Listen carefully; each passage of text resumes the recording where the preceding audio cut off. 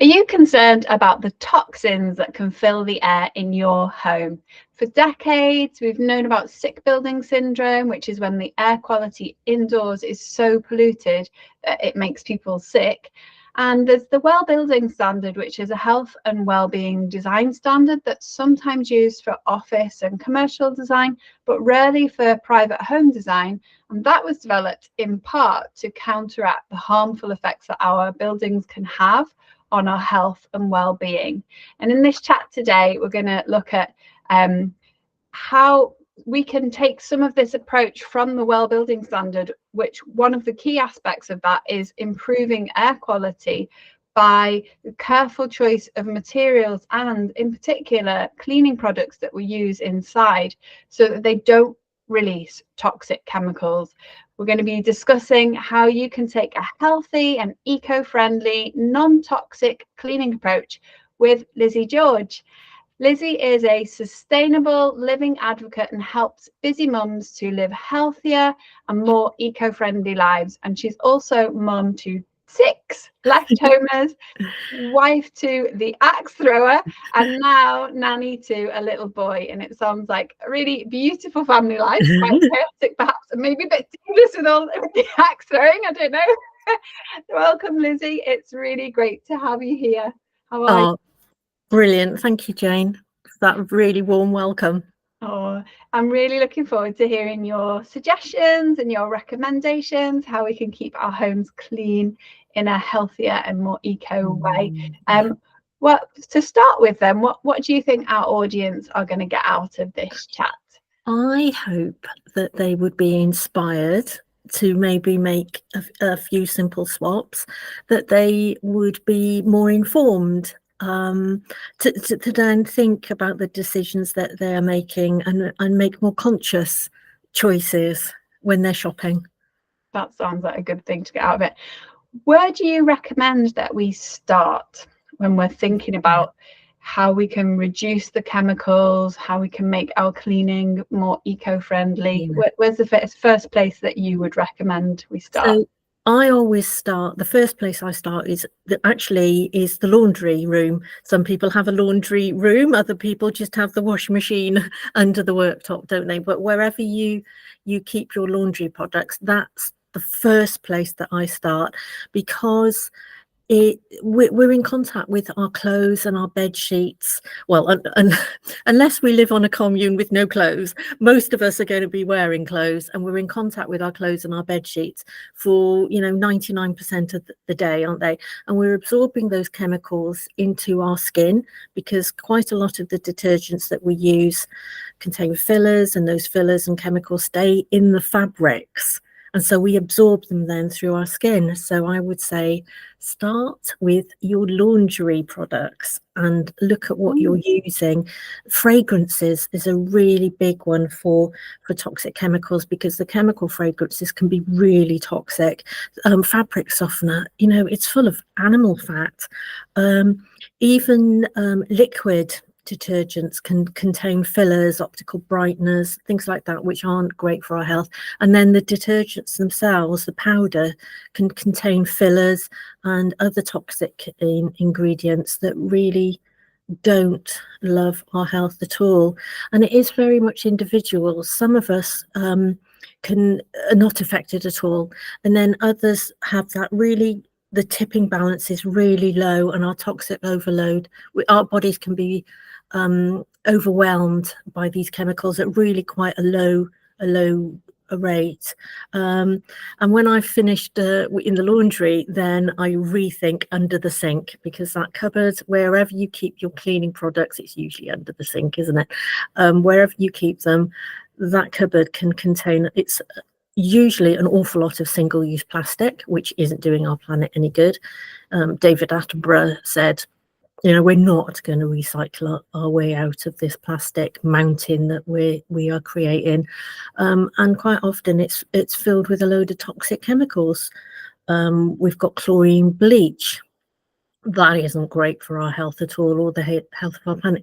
Bleach is fact, it strips the top layer of a surface, so eventually it can damage that surface and it's a disinfectant, not a cleaner.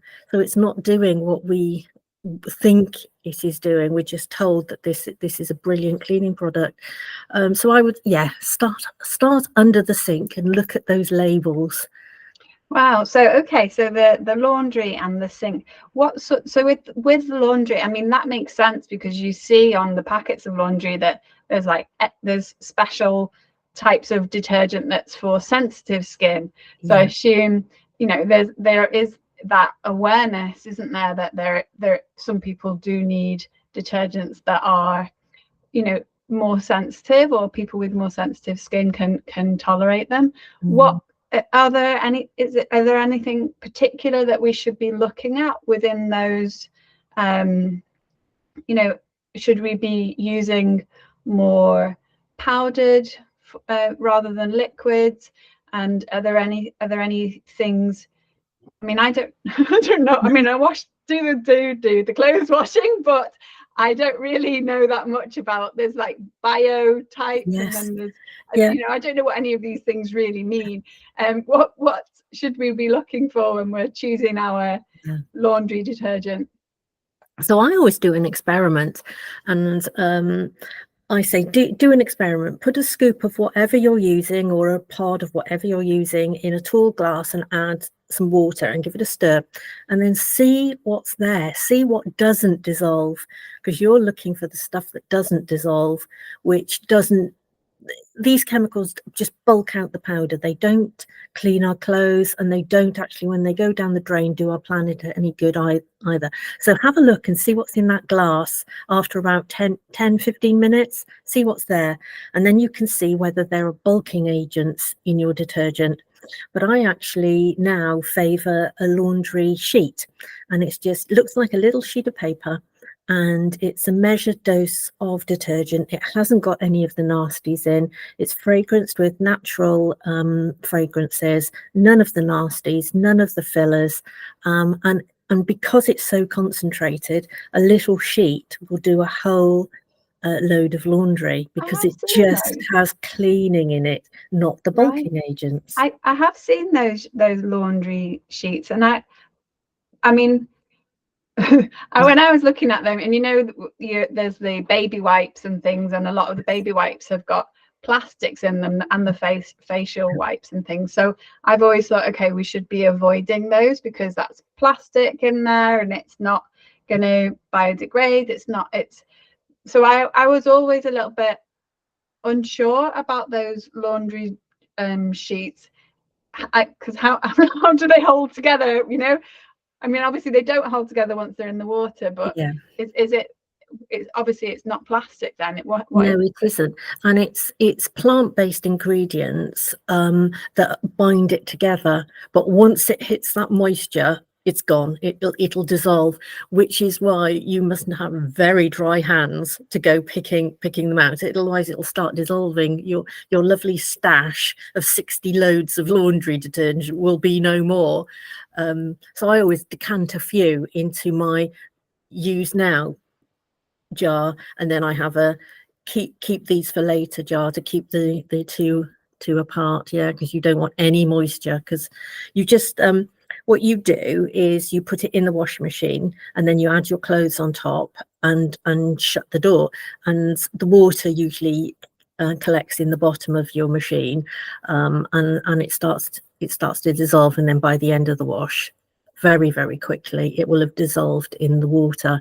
None of the nasties at all, and there's no plastic element to it at all. And it even comes in a little cardboard packet, so there's no plastic. Okay. And so apart from then the laundry sheets, would you say that you don't actually need to add anything else? You don't need fabric softeners or anything like that? You don't need fabric softener, because they were developed in the 60s to counteract the fillers in the laundry detergent. So they added the fillers to bulk out the powder, and then said, oh, you need this lovely fabric softener because you need all this outdoor scent in your home on your clothes. But they're selling us something that is really quite toxic and not needed if we don't have the fillers in our clothes. Some people because we've been so conditioned, haven't we, to your clothes need to smell like a summer meadow. And now I'm like 10 years into my journey now, and I don't notice the fact that my clothes don't smell. I'm smelling the flowers that I'm walking by, and the the fresh air, but it doesn't bother me anymore, and that doesn't concern me. But I know for a few of my customers that they are bothered about that their laundry doesn't smell, especially as we're not getting to dry outdoors as much as we would before, because we've got busy lives. We can't leave our laundry on the line to go to work because it might rain and we're not at home to get it back in. So they're really bothered by that. And there are some brands of eco-friendly fabric softener that will give you that smell. Yeah, and that would be my solution. Or essential oils as well, adding a couple of essential oils to the drawer, just a couple of drops, just 1, 2 to the drawer, and that will give you a scent. Do you you know, I know one thing that people love are big fluffy towels. And I personally use that the Turkish towels are quite thin, so I don't tend to be, well, mainly because I couldn't maintain big fluffy towels. So I thought, well, if I'm not going to have fluffy towels anyway, I might as well go for these thinner Turkish ones. Yes. But how, you know, I know a lot of people use the fabric softener because they think they're getting that's going to give them the fluffy towels. What would you say? How can you achieve those fluffy towels? What you want is to start with your detergent, because if you don't have the fillers in, you've got nothing that will clog the fibers and make your lovely towels scratchy. So start with your detergent. And yeah, and I'm finding with the sheets, the laundry sheets, the towels aren't scratchy at all, because the fillers aren't congregating in the fibers to make them stiff. And anyway, fabric softener generally is just animal fat and something that sits on the fibers of your clothes. And it's quite, now I know more. Yes, I couldn't use it ever again. Now I know what's in it. I have heard that, you know, some people say actually fabric softener on your towels makes them less absorbent. I don't know if that's true or not. Probably. Yeah. Okay, and then you said after the laundry, then underneath the sink. So what should we be looking for under the sink? How can we make what's under the sink more eco-friendly and less toxic?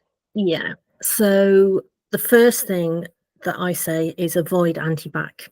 Antibac sprays contain endocrine disrupting chemicals. So those are the things that disrupt our immune system, our hormone system, and can actually be carcinogenic then, especially for women actually, and our reproductive system and with young girls as well.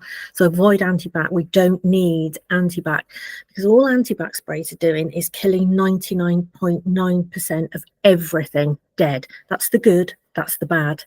And Mother Nature designed us to live in harmony with the good bacteria. Our bodies are bacteria, our guts are bacteria. We've got bacteria living harmoniously. Maybe we don't want to think about it, but it's living harmoniously in our bodies, around our bodies. And we don't want to kill that, because Mother Nature uses the good to outweigh the bad. And if we kill the good and the bad, the bad comes back quicker and stronger, and we've got nothing to counteract it. So we need the good to counteract the bad. So the first thing would be the antibacterial sprays. Oh, bleach, chlorine, anything like that, I would ditch. I'm looking for the phthalates, parabens, triclosan. I think that's banned in this country, but that's another awful one. Any hormone disrupting chemicals, the fillers. Yeah, it's quite a toxic list. I'm not a chemist. I can't pronounce half of them, but I do trust my chemist friends who say, nah, this is not good. This is not good for the health of our bodies and the health of our homes as well. So what do you replace those things with? And so instead of using antibacterial products and bleaches and things like that. What should we be using to clean our kitchens and bathrooms?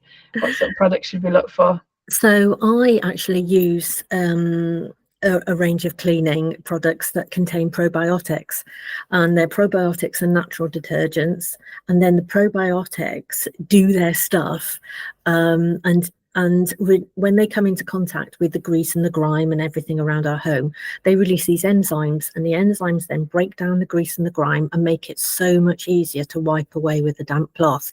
And it's that whole process that Mother Nature has created that then I use in a brand of cleaning products that I use, and they're refillable as well. So we're refilling aluminium bottles time and time again, not single-use plastic, and that's healthier for our planet. And then these, Wow. So okay, so how many products should we have under the sink? Because that's another thing, isn't it? Sometimes you open up the cupboard under the sink and it's rammed full of loads of different products. Do we need that many? What do we need to have? I don't think we do.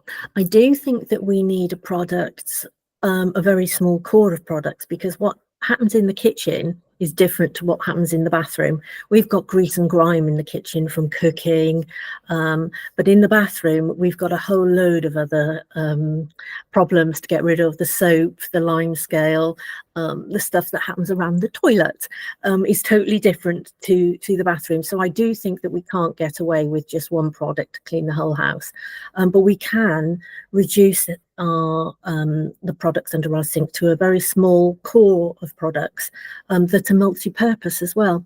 So I use an odor and spot remover, which also then can clean fabrics, and it can also be used as an air freshener and on shoes as well, as odors in shoes. So use one product and make it work and make it clean a whole lot more as well. Yeah, that's interesting. And in terms of, so you mentioned about the aluminium, what other ways can we make, obviously plastics is has an impact, and a lot of people are interested in reducing their plastic. So what techniques or what options are there for reducing plastics with our cleaning products? Very much refilling. So even if you have got a plastic bottle, make sure that you're refilling it, because we sell refill sachets that you can then dilute at home. Because why are we shipping plastic bottles around the country that only have got 5% cleaning product and 95% water, when we can get that water out of the tap, and then reduce the CO2 emissions from transporting all this stuff around the country? The other thing to do is use a refill shop. So there are lots of them around the country where you can take your plastic bottles, if those are the products that you want to use, and just refill. So if we're refilling, that's another good thing as well. And also looking at what you've got in your veg basket as well. Lemons are absolutely amazing for getting rid of lime scale, and I use white vinegar for lime scale on shower heads as well. I don't use it for cleaning surfaces, because it can be quite toxic for modern surface, like marble or anything like that. I haven't got any marble, but quartz worktops, and I haven't got any of those living in the motorhome either. But for our modern surfaces, because it is acidic, it can be quite damaging to surfaces, and also because it's acidic, it can be also damaging to rubber seals. So I wouldn't put it in my washing machine if I had one anymore, or my dishwasher if I had one anymore, because it'll damage the seal. It might actually soften. Some people use it as a fabric softener, and it might be good for that, but it doesn't do the inner workings of your washing machine any good at all. Okay, that's a really good point that you made about getting more concentrated products that don't have as much liquid, and all the cost of when you can just turn on the tap. I mean, obviously in some countries that's not as much of a, but we are lucky. We do live in a place where you can just turn on the tap. We've got clean water, and you don't need to be transporting water around in the most expensive way possible. Yes, And all of the energy that goes into that's kind of wasteful, really, isn't it? absolutely, absolutely.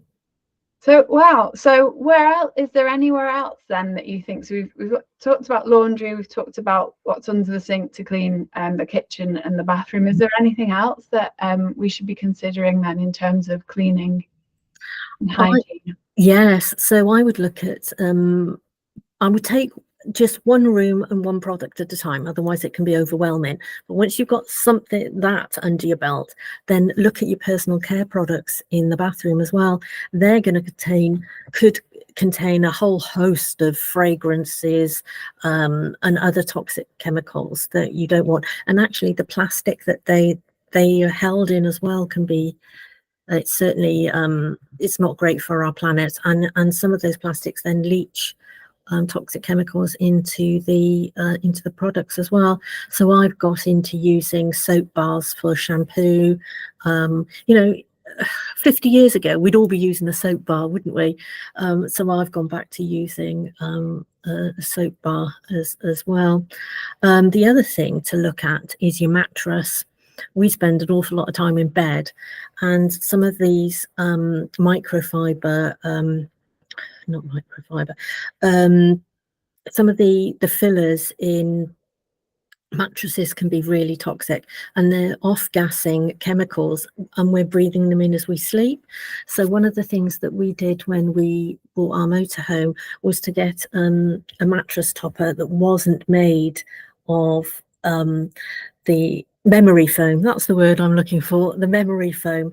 And we went for a vegan mattress topper in the end, because we didn't want, but a wool one is really good as well, and ours is cotton.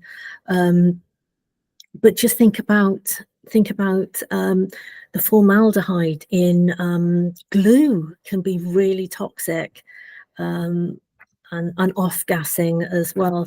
Look at all these different areas in the home. But whether we're talking, those are the things really, like the air conditioning in the home and changing a mattress. They're the big budget items, aren't they? But we bought a mattress topper then to be one solution.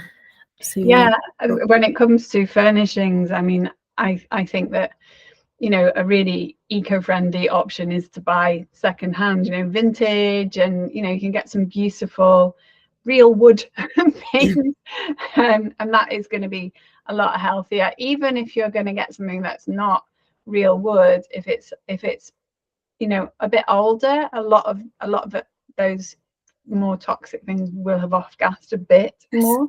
So it's a bit less toxic. I mean, it's one of those classic things, isn't it, when people are expecting a baby to redecorate and get all new for the baby, and actually I get when I have conversations with expectant mums or new mums, I'm really kind of a bit hesitant to tell them that, you know, maybe don't redecorate the baby's bedroom, maybe don't buy everything new for the baby's bedroom, because that can be quite a toxic environment then, and babies are even more sensitive, really. Absolutely, yeah, because they've only got little bodies and little lungs, and don't absorb and get rid of the toxins quite in the same easy way that we would. And just think about the mattress that they're sleeping on, because quite often it's got a plastic coating, hasn't it, because you know, when a nappy breaks and stuff. But actually that's not the most healthy mattress for a baby to be sleeping on at all. Tough though, isn't it? Because obviously you're a mum of 6 and a nanny now. So it is a tough situation to be in when you're, especially with your first child, and maybe with your follow-on children, they get to have the hand-me-down, so it's not the same. But it's a difficult situation to be in when you're new to it all, because there's so much information, and it's really you can feel like you're always doing the wrong thing. There's always Yes. this advice, oh, you should be doing it like this, you should be doing Yeah. like this, what you're doing is wrong. So it's hard to, you know, it's not to villainize anybody, but Yeah. it could be a better, there Yeah. are better options, aren't there? And there's no one right way as well. I know I used terry nappies for my kids, you know, when you had the big square and you folded it in a different way, whether it was a boy or a girl that you were having the nappy for, and then you tried not to stab your baby with the nappy pin. I mean, that's what I used. And now my son has got reused single-use nappies for his baby, but they've gone down the really eco-friendly nappy because it's the gel that's inside the nappy that really makes the difference. The stuff that's going to absorb whatever the baby produces, and it's those chemicals and the plastic and the way that the cotton is made can really make a difference. So they've gone down the very eco-friendly single-use nappy, but not everybody can afford that. Yeah, they're more expensive. I used cloth nappies as well. I actually got them all given to me secondhand, so it was way cheaper than buying nappies. Apart from the washing of them, I suppose. You've got a lot more laundry to do, and there's money in that involved in running the washing machine, isn't there? But so, I mean, it's one of those things that you can. Some of the choices can seem a bit more expensive at first, but then there are options where it's not necessarily more expensive. It can even out and be the same, or it can even cost less. But certainly it's the impact on the environment and the impact on your health, which is kind of more of the crucial thing, really. Yeah.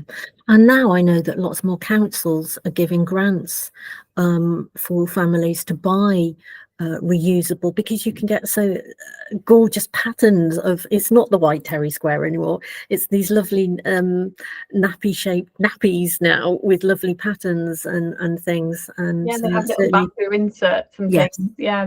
Councils are giving grants so to make it a lot more affordable, and then over the life of those nappies and the life of a nappy wearing baby into toddlers, it can work out cheaper. Mm-hmm. Yeah, and especially then if you go on to reuse those for a second baby. And then the impact on the planet by not having all those single-use nappies going into landfill, that has a huge environmental impact as well. But we won't go down that rabbit warren. I feel like we've come full circle back to laundry with the nappy conversation. I'll bring everything back to laundry. So thank you so much, Lizzie. This has been really interesting. You've raised some really interesting points. I think for me, the biggest thing I'm going to take away is the focusing on getting concentrated products rather than would you say that concentrated liquid products are better than powder products? I don't know, because then especially with detergent, there's so many fillers in the powdered detergent. I would say know your ingredients. I think refilling and starting off with a concentrate in the first place is better. Know your ingredients, and then just experiment and see what works for you, because there is no one way 100% all the time that we're going to live a sustainable life, and you've just got to do what works for you and your family and make your lifestyle work. Yeah, it's about choosing what works for you and what's doable as well. Some things are achievable for some people that aren't achievable for others. So Lizzie, where could people who are interested in getting your help to rethink their kitchen sink and to replace and adjust what they're using in their home, where's the best place for them to get in touch with you or to look to work with you? So I hang out in Facebook, actually. So I've got a group, Love Our Planet with Lizzie, and I do lots of posting in there about the products that I use and the swaps that I've made on my eco journey. But if Facebook's not your thing, I'm very happy to just have a telephone conversation, a good old telephone conversation, and chat and see how I can help. Great. Well, I will pop the link for your Facebook group into the description of this video. So if you're interested in this, if you're keen to make some tweaks and do follow Lizzie's approach of looking at one thing at a time and gradually making those adjustments so that you can have a greener and more healthy home, then you'll be able to find the details for that in the description. Thank you so much, Lizzie. It's been such a pleasure to chat with you today. Thank you so much, Jane. Lovely. Okay, thank you.